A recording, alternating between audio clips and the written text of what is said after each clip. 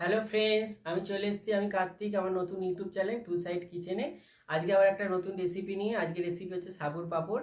সাবুর পাঁপড় বানানোর জন্য কি কি উপকরণ লাগে আপনাদের দেখাবো। তার আগে একটা কথা বলে দিই, আমার চ্যানেলে যেসব ভিডিও ছাড়া আছে আপনাদের যদি ভালো লেগে থাকে তাহলে লাইক করবেন, কমেন্ট করবেন ও শেয়ার করবেন, ও বেশি বেশি করে শেয়ার করবেন।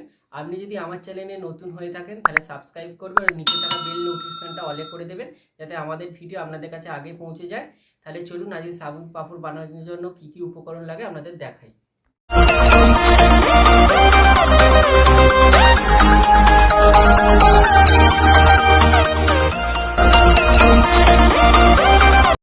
সাবুর পাঁপড় বানানোর জন্য কি কি উপকরণ লাগে চলুন আপনাদের দেখিয়ে দিই। আমি এখানে নিয়েছি 100 সাবু, নিয়ে ভিজিয়ে রেখেছি। এখানে খাবার সোডা নিয়েছি পরিমাণ মতো, 4টে শুকনো লঙ্কা কুচিয়ে নিয়েছি, আর এখানে নিয়েছি হিং নিয়েছি, আর পরিমাণ মতো নুন নিয়েছি। চলুন তাহলে সাবুর পাঁপড় শুরু করি।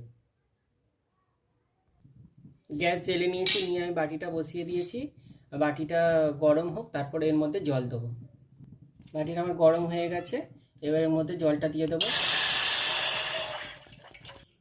জল দিয়ে দিয়েছি, আমার জলটা ফুটে গেলে তারপরে আমি উপকরণগুলো জলের মধ্যে দেব।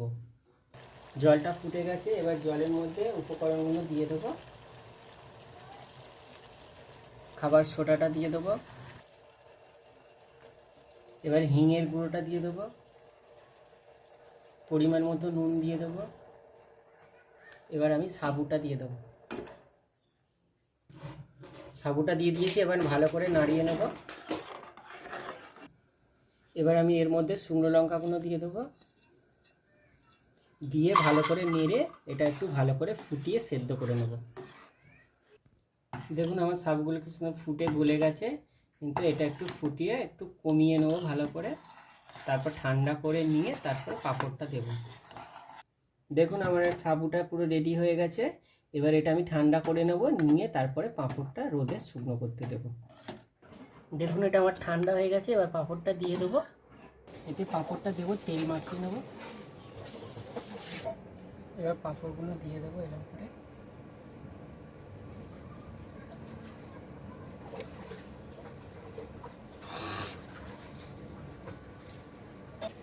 আমার সব সাবুর পাঁপড়গুলো দেওয়া হয়ে গেছে, এগুলো শুকনো হয়ে গেলে তারপর ভেজে দেখাবো। দেখুন বন্ধুরা, আমার পাঁপড়টা শুকনো হয়ে গেছে। আমি এবার এই পাঁপড়গুলো ভেজে নেব। চলুন দেখাই ভেজে। আমি গ্যাসটা জেলে কড়াটা বসিয়ে দিয়েছি। আমার কড়াটা গরম হোক, তারপর আমি কড়াতে তেল দেবো। আমার কড়াটা গরম হয়ে গেছে, কড়ায় তেল দিয়ে দিয়েছি। এবার পাঁপড়গুলো ভেজে নেব। তেলটা গরম হয়ে গেছে, এবার পাঁপড়টা দিয়ে দেবো। এইভাবে আমি প্রত্যেক কটা পাঁপড় ভেজে নেব। দেখুন সাবুর পাঁপড়গুলো সব ভেজে নিয়েছি। এই যে একদম এরমভাবে। এই রেসিপিটা যদি ভালো লাগে বাড়িতে ট্রাই করে দেখবেন, অবশ্যই ভালো লাগবে। ভালো লাগলে লাইক, কমেন্ট ও শেয়ার করবেন, বেশি বেশি করে শেয়ার করবেন। আমাদের পাশে থাকবেন, সাবস্ক্রাইব করবেন। দেখা হচ্ছে নেক্সট ভিডিওতে।